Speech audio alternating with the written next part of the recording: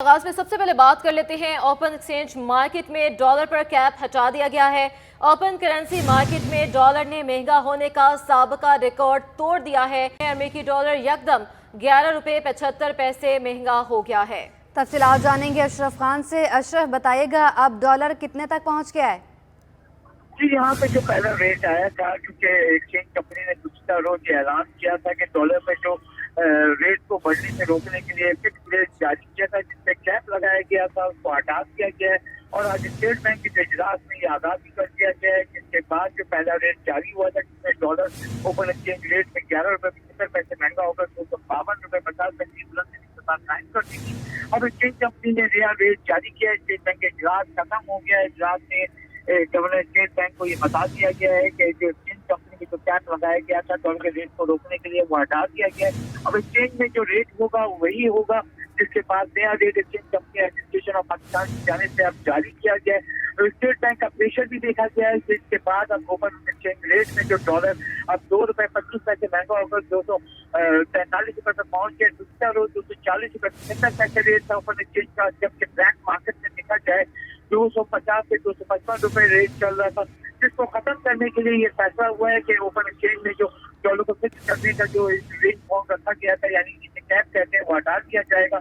वो हटा दिया गया है। साथ ही ये स्टेट बैंक के खिलाफ में कहा गया है जो एक्सचेंज कंपनी पे जो उनको सील किया गया है, उनको बंद किया गया है, उस पर जो एक कमेटी बना दी गई है। कमेटी जायजा लेगी, क्योंकि ओपन रियल मार्केट में जो डॉलर का लेन देन होता है, जो किस वक्त खरीदा किस वक्त बेचा, जिसमें डॉलर की शदीद किल्लत थी, जिसकी वजह से स्टेट बैंक ने एक्शन लेते हुए मुख्तलिफ एक्सचेंज कंपनियों का जो लाइसेंस मंसूख कर दिया था, उसके ऊपर बात हुई है। कमेटी बना दी गई है। कमेटी जायजा लेगी, उसके बाद एक्सचेंज कंपनी के जो लाइसेंस मंसूख किए गए हैं उसको बहाल किया जाएगा। और यहाँ पे ये भी कहा गया है जो एक्सचेंज कंपनी एडमिनिस्ट्रेशन के चेयरमैन है पोस्टाम की जो हमारी बात हुई है, उन्होंने कहा है कि जो अब जो रेट होगा वो ओपन मार्केट के हिसाब से होगा और मार्केट में रेट को रोकने की कोई मदाखलत नहीं की जाएगी। जिसकी वजह से आज जो रेट जारी हुआ है 245 रुपए रेट जारी हुआ है, जो कि 2 रुपए 25 पैसे महंगा हुआ है। और उसके असरात जो है अब एक्सचेंज कंपनी के नजर आएंगे, क्योंकि डॉलर कहा गया है कि ब्लैक मार्केट खत्म होगी, डॉलर का जो सप्लाई बढ़ेगी, तो उससे जो डॉलर का रेट बेहतर हो जाएगा। अच्छा अशरफ, ये भी बताइएगा कि इस हवाले से कोई मुलाकात भी होगी किसी के साथ इसके रेट को कम करने के हवाले से, क्योंकि हम देख रहे हैं कि रेट जो है वो डॉलर के बढ़ते चले जा रहे हैं। जी, देखा जाए एक तो डॉलर नहीं है, डॉलर की शदीद किल्लत है, जिसकी वजह से प्रेशर देखा जा रहा है। और यहाँ पे आज एक्सचेंज कंपनी एसोसिएशन के वक्त की स्टेट बैंक में अहम इजलास हुआ है। इजलास में अहम फैसले जो गुज़िश्ता रोज किए गए थे एक्सचेंज कंपनी की जाने से, वो स्टेट बैंक को आगाह कर दिया गया है, जिसमें डॉलर में जो कैप जिसे कहते हैं कि फिक्स रेट को वो खत्म कर दिया गया है। और ये ऐलान के बाद जो आज एक्सचेंज रेट में जो रेट बढ़ा है, और साथ ही ये कहा गया अब जो डिमांड के हिसाब से जो रेट आएगा उसके हिसाब से ऊपर एक्सचेंज रेट जारी होगा। जैसे कि अभी जो नया रेट जारी किया गया एक्सचेंज कंपनी के लेटर के हिसाब से कि जो 2 रुपए 25 पैसे महंगा होगा 243 रुपए का हो गया। और ये भी साफ कह दिया कि अब एक्सचेंज रेट में मजीद डिमांड के हिसाब से रेट अगर बढ़ता है तो उसको रोकने के लिए कोई मुदाखलत नहीं की जाएगी, जिससे रेट मजीद बढ़ सकता है। जो तो सुबह जब मार्केट खुली थी तो कैप हटने की वजह से जो रेट आया था वो ज्यादा आया था, जिसके बाद वो उसमें वापस किया गया, जिसमें देखा जाए कि 252 रुपए 50 पैसे रेट आया था। लेकिन अब एक्सचेंज कंपनी जो लेटर जारी किया उसके तहत जो नया रेट आया है वो 243 रुपए ओपन एक्सचेंज में अगर कोई आम आदमी डॉलर खरीदने जाता है तो उसको अब 245 रुपए में मिलेगा। जबकि देखा जाए जो अगर उसके पास डॉलर है वो फरोख्त करता है 240 रुपए 50 पैसे में एक्सचेंज कंपनियां लेगी। आज से ये अभी रेट जारी किया गया। आप देखते ही हैं कि कारोबार का दिन का आगाज है, और उसके बाद शाम में क्या रेट होता है तो वो मजीद एक्सचेंज कंपनियां जारी करेंगी। अशरफ, ये बताएगा कि 11 रुपए एकदम से ओपन मार्केट में डॉलर जो है वो महंगा हो गया। आगे ही आवाम बहुत महंगाई के दलदल में फंसे हुए हैं और अशिया ज़रूरिया की कीमतों में अब फिर से इजाफा हो जाएगा। इस हवाले से माहिरीन का क्या कहना है, कितना इजाफा होगा अब? जी, माहिरीन से जो बात हुई है एक्सचेंज कंपनी पे, पहले तो बात ये समझ रही कि डॉलर कौन खरीदता है। तो डॉलर जो सफर करने वाले जाते हैं, तालीम के लिए जाते हैं, बैरून मुल्क या इलाज के लिए जाते हैं, वो उन्हीं को इजाजत है और बाकी किसी को ट्रेडिंग की इजाजत नहीं है। लेकिन साथ ही जब डॉलर पे कैप लगाया गया था, जिसके बाद जो है ब्लैक मार्केट ने जन्म दिया था, ब्लैक मार्केट में जो डॉलर का रेट था वो 255 रुपए तक पहुंच गया था, जिससे कंसर्न हुए थे। कंसर्न के बाद जो है देखा ये गया कि यहाँ पे एक्सचेंज कंपनी ने कैप हटाने का फैसला किया गया था, जिसके बाद स्टेट बैंक को भी आज आगाह कर दिया है और जब कैप जो फिक्स रेट जो ओपन एक्सचेंज रेट में था वो खत्म कर ठीक दिया है गया अशरफ, हमें इस हवाले से भी अपडेट कीजिएगा। एक्सचेंज कंपनीज का स्टेट बैंक में इजलास भी हुआ, इजलास में स्टेट बैंक के प्रेशर की वजह से डॉलर का रेट तब्दील कर दिया गया। इस हवाले से क्या तफसीलात सामने आई हैं?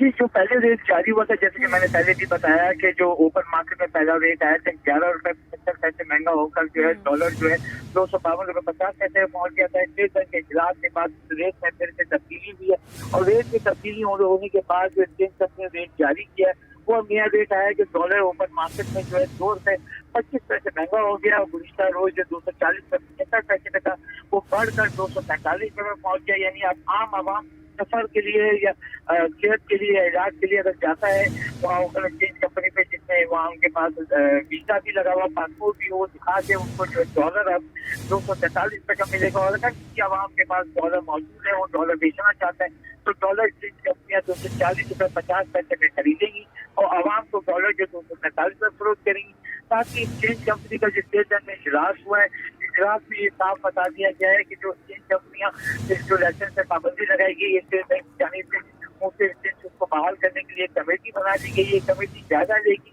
कि रेट जो बढ़ा उसका जो है क्या इम्पैक्ट पड़ा है, उस रेट के बाद जो है जो एक्सचेंज कंपनी के जो पाबंदी लगी है उसको बहाल किया जाएगा। और ये साफ एक्सचेंज कंपनी के जो चेयरमैन है मलिक बोस्तान, उन्होंने कह दिया है कि अब ओपन मार्केट में चाय बढ़ गया है, मार्केट के हिसाब से मार्केट रेट का तयन करेगी। अगर रेट मजीद बढ़ता है तो उसको रोकने के लिए कोई मुदाखलत नहीं की जाएगी। अशरफ खान हमारे साथ मौजूद ही रहिएगा। मौशी माहिरीन खुरम शहजाद साहब भी हमें ज्वाइन किया है, उनसे भी बात करेंगे। सर कहिएगा, डॉलर के रेट जो हैं वो मुसलसल बढ़ते जा रहे हैं, वजूहात क्या हैं इसकी और कितना नुकसान होगा इससे? जी देखें, ये तो मेरे ख्याल में डॉलर ऑलरेडी इन्हीं रेट्स पे चल रहा था। ये कोई नया रेट नहीं है, बस अनाउंस ये किया है कि जो रेट कोट हो रहा था पहले 234 से 233 था, फिर 240 हो रहा था, अब जो है वो रेट को बढ़ाया गया है डेफिनेटली। तो रेट तो एक्चुअली जो कोटेड रेट था उसको बढ़ाया गया है। एक्चुअली अगर आप डॉलर लेने जाते आज से 2 दिन पहले भी, तो आपको वही 260 और 255 इसी के अराउंड आपको कुछ क्वांटिटी जो है वो मिल जाती थी। तो मेरे ख्याल में कोई नई चीज़ नहीं है या नया इम्पैक्ट नहीं है। ओपन मार्केट में पहले भी इतने का डॉलर खरीदो फरोख्त हो रहा था। इनफैक्ट फरोख्त जो है इतने का हो रहा था, खरीदा कम में जा रहा था, बहुत कम में। अब ये होगा कि जो खरीदा भी जाएगा वो भी एक मुनासिब रेट पे किया जाएगा। तो ये कोई मेरा नहीं ख्याल कि कोई नई चीज़ है तो रेट एकदम से बढ़ गया। रेट एक्चुअली इतने पे ट्रेड हो रहा था। खुरम साहब ये भी बताएगा कि जैसे दिन ब दिन डॉलर की उड़ान बढ़ती जा रही है, तो हुकूमत को फिलफौर क्या इकदाम करने चाहिए जिससे इसकी कीमत नीचे आ सके? देखिए, एक्सपोर्ट्स को बढ़ाना चाहिए, इन्वेस्टमेंट्स को बढ़ाना चाहिए और कर्जे जो है प्रोडक्टिवली लेने चाहिए। ये सब काम करेंगे तो आहिस्ता आहिस्ता डॉलर जो है वो स्टेबलाइज होगा लोकल मार्केट में। अदरवाइज अगर आप सिर्फ कर्जे बढ़ाते रहेंगे और अपने इंपोर्ट्स बढ़ाते रहेंगे तो मेरे ख्याल में डॉलर से रुकेगा नहीं। अच्छा सर, ये भी बताइएगा कि हम देख रहे हैं कि जितना ज़्यादा महंगाई की शरह में इजाफा होता जा रहा है, आने वाले दिनों में आप क्या देख रहे हैं कि डॉलर की रेट और ज़्यादा मजीद बढ़ जाएंगे? जी देखिए, मेरे ख्याल में अब IMF के साथ बात होना शुरू हो गई है, जो कि खबरों से पता चल रहा है। और इसके साथ साथ ये कि गवर्नमेंट ये कह रही है कि सारे जो है वो जो कंडीशंस हैं वो मान रही है, जिसमें महंगाई में इजाफा हो सकता है टैक्स लगाने से या बिजली स्कीम पे बढ़ाने से, गैस स्कीम पे बढ़ाने से। तो मेरे ख्याल में IMF अगर ऑन बोर्ड आता है उसके लिए हमें पेन तो होगा, कुछ अर्से तक हमारी महंगाई में मजीद इजाफा होगा। लेकिन उसके बाद ये है कि अगर प्लान सही तरीके से किया जाए IMF के साथ और फिर IMF के प्रोग्राम को सही से उस पर अमल दरामद हो, तो फिर मेरे ख्याल में बेहतरी हो सकती है आने वाले सालों में। शॉर्ट टर्म में मुझे लगता है कि जो है वो पेन ज़्यादा होगा, महंगाई ज़्यादा होगी। हमारे साथ ही मौजूद रहेगा खुरम साहब, हमारे नुमाइंदे अशरफ खान भी हमारे साथ मौजूद हैं। अशरफ, जितनी हमने रिपोर्टिंग देखी है, अभी सीनियर रिपोर्टर हैं, हम देख रहे हैं कि दिन ब दिन जो है शरह में इजाफा हो रहा है, महंगाई की आटा पहुंच से दूर होता जा रहा है। अशिया ज़रूरिया जो कि हम रोज़मर्रा ज़िंदगी में इस्तेमाल करते हैं वो महंगी होती जा रही हैं, तो ये भी अब बढ़ना शुरू हो गई हैं। तो अब क्या आप देख रहे हैं आने वाले फ्यूचर में, अगर यही हाल रहा तो महंगाई की शरह किस हद तक बढ़ जाएगी और बैरूनी कर्जे कितने हम पर ज़्यादा हो जाएंगे? जी, ये कंसर्न स्टेट बैंक की मॉनेटरी पॉलिसी में भी दिखाया गया था। बुनियादी वजह ये बताई गई थी कि जैसे कि आलमी सतह पर जो कमोडिटीज की प्राइस बढ़ी है और साथ में जो अजनास के शॉर्टफॉल हुआ है उसकी वजह से जो मुश्किलात हो रही हैं, जिसकी वजह से यहाँ पे स्टेट बैंक ने भी कहा है कि आगे चल कर जो महंगाई की रफ्तार बढ़ सकती है, जिस पर कंसर्न शो किया गया है। महंगाई की रफ्तार बढ़ने से आवाम पे मजीद बोझ पड़ेगा, जिसमें देखा जाए बिजली की कीमतें बढ़ी हैं, गैस की कीमत बढ़ेगी और दीगर अजनास की कीमत अगर बढ़ती है और सप्लाई चेन मुतासर होती है तो उसकी कीमतें मजीद बढ़ सकती हैं। और साथ ही एक अच्छा जाहिर किया है कि जो दरामदी माल है वो पोल पर फंसा हुआ है, क्योंकि डॉलर की शदीद किल्लत है, उस पर टेम्परेरी डिटेंशन चार्जेस लगने से उसकी कीमत बढ़ चुकी है। जब वो माल क्लियर होकर जैसे दालें होगी, अजनास होगी जो मार्केट में आएगी तो उसका रेट भी बढ़ जाएगा। जैसे कि खर्चा भी जाहिर किया गया कि दालों की कीमतों में मुसलसल इजाफा हो रहा है। जो दरामदी दालें हैं, मसाला जात हैं जो पाकिस्तान इम्पोर्ट करता है, दीगर जो खाम माल इम्पोर्ट करता है, उसकी लागत की बुनियादी वजह यह है कि डॉलर महंगा होना है और डॉलर महंगा होने से अगर इसकी लागत मजीद बढ़ती तो महंगाई की रफ्तार कम नहीं मजीद तेज हो जाएगी। अभी देखा जाए मजबूरी तौर पर महंगाई की रफ्तार जो है कोर इन्फ्लेशन जिसे कहते हैं वो बहुत ज्यादा है, बुलंद तरीन सतह पे पहुंची हुई है और मजीद इजाफा होता है तो आवाम की कुव्वत खरीद कम हो जाएगी। कुव्वत खरीद कम होने से महंगाई का असर ये होगा कि आवाम की जो देखा जा रहा है कि जो इंडस्ट्री है वो भी नहीं चल पा रही है, बेरोजगारी भी बढ़ रही है और जो आवाम जो चीजें खरीदते हैं वो उनकी भी खरीदारी कुव्वत कम होने से उनकी जो सेल परचेज कम हो रही है, उससे हुकूमत की आमदनी में भी कमी होगी। जैसे कि टैक्स कलेक्शन की बात की जाए तो उसमें भी कमी होगी। जैसे कि लार्ज स्केल मैन्युफैक्चरिंग की बात करें तो 50% से जायद जो पैदावार जो कम हो चुकी है उसका इम्पैक्ट नजर आ रहा है। ऑटो सेक्टर देखें, सीमेंट सेक्टर देखें, सरिये का सेक्टर देखें, तामीराती शोबा देखें, वो बिल्कुल ही बैठ गया है। उसका असर नजर आ रहा है कि जो LPR का जो रेवेन्यू है रवा माली साल जो 7,100 अरब के करीब उनको इकट्ठे करने हैं, उसको इकट्ठे करने में मुश्किल होता हुआ दिखाई दे रहा है। मुश्किल होता हुआ दिखाई दे रहा है। मौशी माहिरीन ने सर जोड़ लिए हैं, वो अगले क्या इकदाम होंगे वो उस पर सोचा जाएगा। अशरफ खान हमें अपडेट करे थे, खुरम शहजाद साहब भी हमारे साथ मौजूद थे, आप दोनों का बहुत शुक्रिया।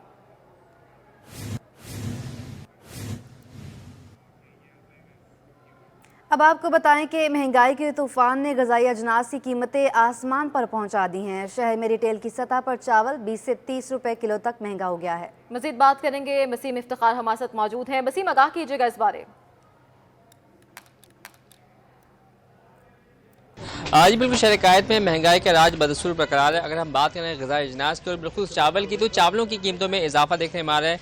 चावल शहर के मुख्तलिफ इलाकों में 4 से 5 दिन के दौरान 20 से 30 रुपये महंगा हुआ है। अगर हम बात करें सुपर बासमती चावल की, तो सुपर बासमती चावल 20 रुपये इजाफे से रिटेल की सतह पर 360 रुपये किलो पर पहुँच गया। और इसी तरीके से सेलर चावल भी उसकी मुख्तलिफ इकसाम जो है वो 20 रुपये इजाफे से 300 रुपये से लेकर 340 रुपये किलो तक सेलर चावल जो है वो पहुँच गया है। इसकी तरीके से पोनिया चावल की बात करें तो पोनिया चावल भी जो है तकरीबन 30 रुपये इजाफे से 220 रुपये किलो तक पहुंच गया है। और टोटा चावल जो कि रोज़मर्रा के बुनियादों पर इस्तेमाल किया जाता है उसकी कीमतों में तकरीबन 30 रुपये का इजाफा हुआ है और टोटा चावल जो है वो 160 रुपये किलो तक पहुंच गया है। इस वक्त मेरे साथ मौजूद हैं मोहम्मद असलम जो कि शहाबुद्दीन मार्केट के सदर हैं और रिटेलर और होलसेलर हैं। इनसे जानते हैं, असलम साहब क्या सूरत हाल है, चावलों की कीमतों में अचानक से इतना होशरुबा इजाफा क्यों हुआ है, क्या वजूहत है? बिस्मिल्लाहिर्रहमानिर्रहीम। बात यह है कि इस वक्त हर आदमी जो है ना, बड़े बूढ़े कहते थे बहती गंगा में हाथ धो लो, तो जिस चीज़ के दाम नहीं बढ़ रहे बढ़ रहे हैं। भाई जैसे आप आटे की मिसाल ले लीजिए, अब आटा जो है गवर्नमेंट दाम तो कर दिया है पर माल अवेलेबल नहीं है। जो आटा हमें आना चाहिए पर की वो नहीं आ रहा हमें। तो चावल जो है ये बेसिकली आइटम है पंजाब का। पंजाब से हो जा रहा है कि बड़े सिंध में आने के ना जो गैर मुल्की अफराद हैं वहीं से ले जाते हैं उसको, हर का नजरिया बना हुआ है। जब वहाँ कोई लगाम नहीं होगी यहाँ माल कैसे पहुँचेगा? और ये वो फिर होता क्या है इनका वारदात का ये है, आज इन्होंने बेचनी है 500 बैग, बिक गए ख़त्म भाई, अब माल नहीं है, कल आना। आज सब महंगा है, उससे महंगा है। जब आगे माल क्या करेगा, लेना पड़ेगा।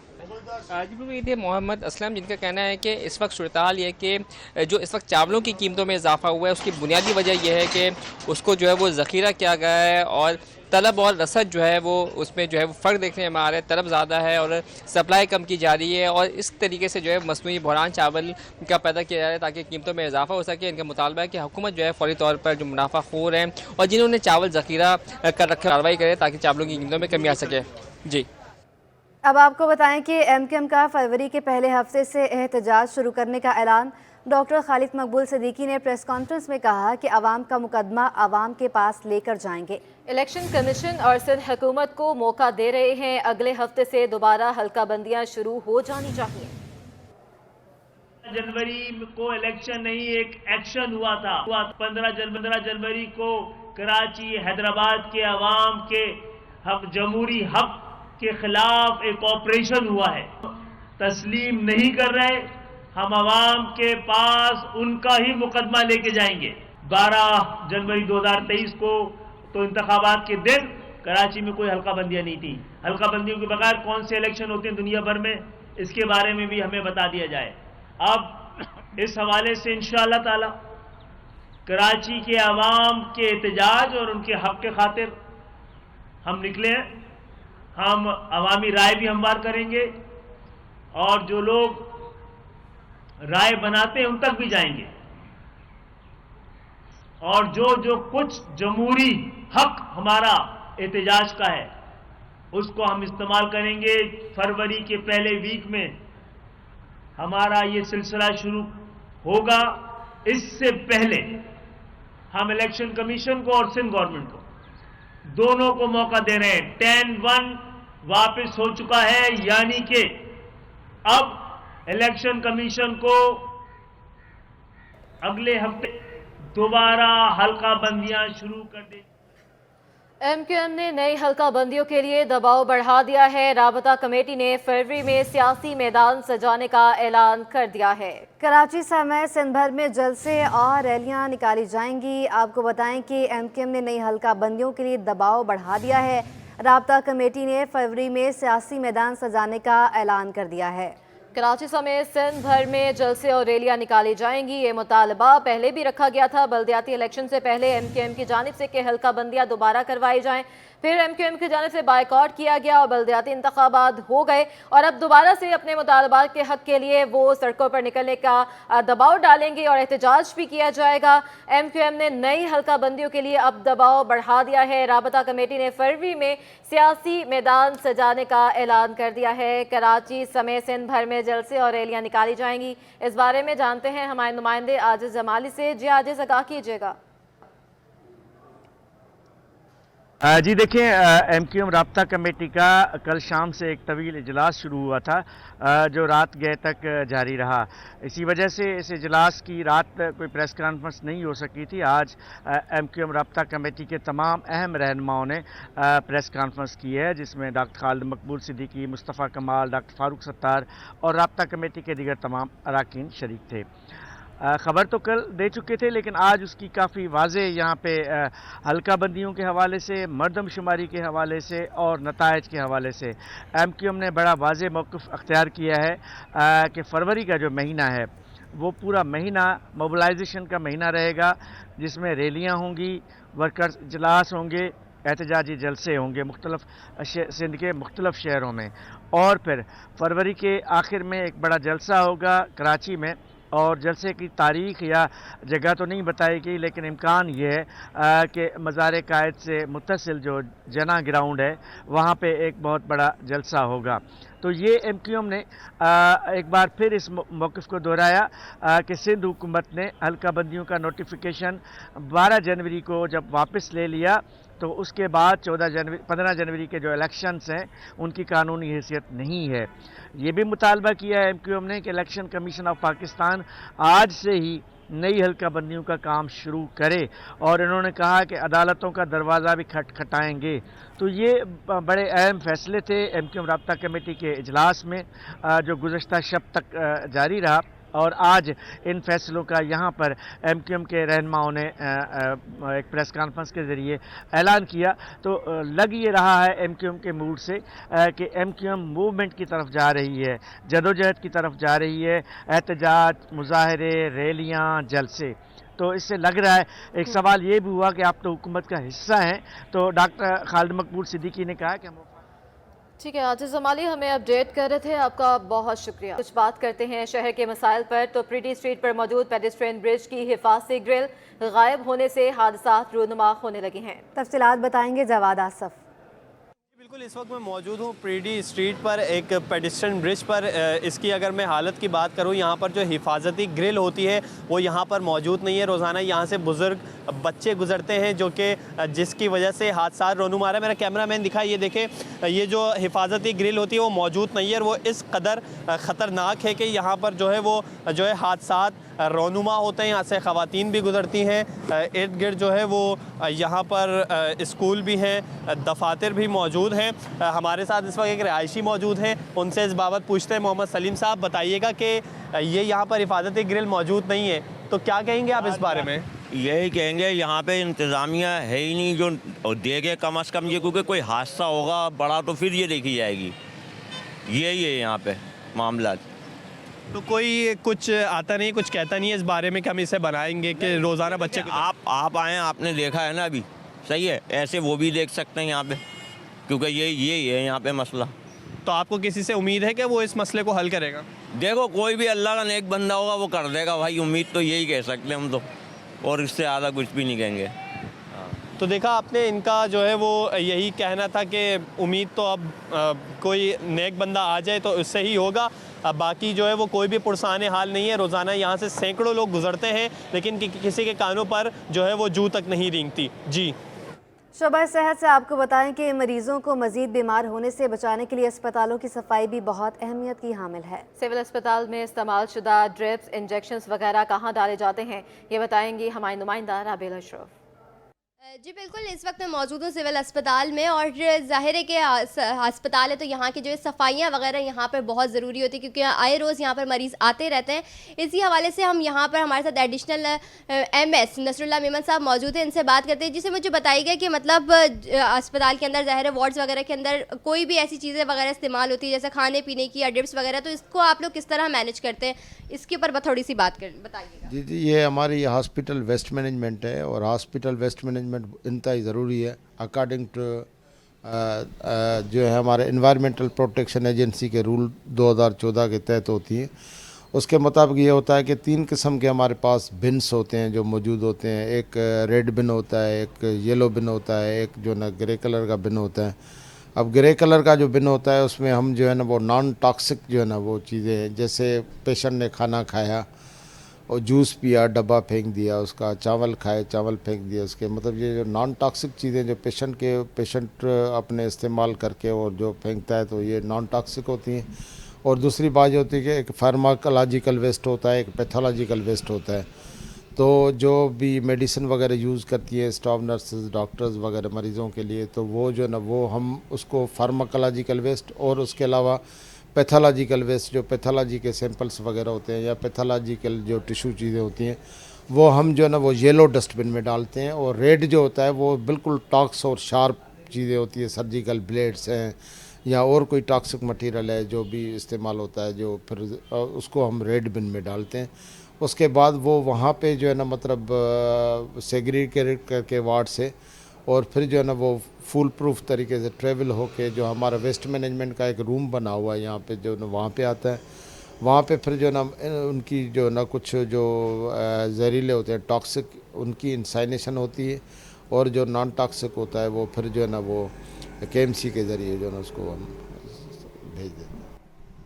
जी बिल्कुल, मेरे साथ एडिशनल MS नसरुल्लाह मेमन साहब मौजूद थे, और ज़ाहिर है कि अस्पतालों में सफाई बहुत ज़रूरी है, और इसी हवाले से सिविल अस्पताल में जो है 3 बिन्स बनाए गए हैं जिसमें नॉन टॉक्सिक और टॉक्सिक चीज़ें जो है यहाँ पर इसमें डाल दी जाती है। दैन उसके बाद जो है बाकी के लाए अमल जो है तय किया जाता है। जी, महकमे रेलवे के तहत चलने वाली 7 बड़ी ट्रेन का ऑपरेशन ताहाल मुअत्तल है। ग्रीन लाइन एक्सप्रेस की बहाली 27 जनवरी को होगी। दीगर ट्रेनों के हवाले से क्या अपडेट है, जानते हैं आदिया नाज से। जी बिल्कुल, महकमा रेलवे के तहत चलने वाली मुतादिद ट्रेनें ताहाल जो हैं वो मुअत्तल हैं। सैलाब की सूरत हाल की वजह से कुछ ट्रेनों को जो है वो बहाल तो ज़रूर किया गया, लेकिन बाज़ ट्रेनें अभी बंद हैं। टोटल बड़ी तकरीबन 7 ट्रेनें थीं जिनके बारे में ये कहा जा रहा है कि ये बंद हैं। अलबत्ता ग्रीन लाइन के हवाले से इंतज़ामिया ने जो है वो ऐलान जारी कर दिया है। 27 जनवरी को जो है वो ग्रीन लाइन जो ट्रेन सर्विस है इसको बहाल किया जा रहा है, और ये ट्रेन जो है इसमें नई बोगियाँ जो कि चाइना से आई थी उनको लगा के जो है वो इस्लामाबाद से रवाना किया जाएगा।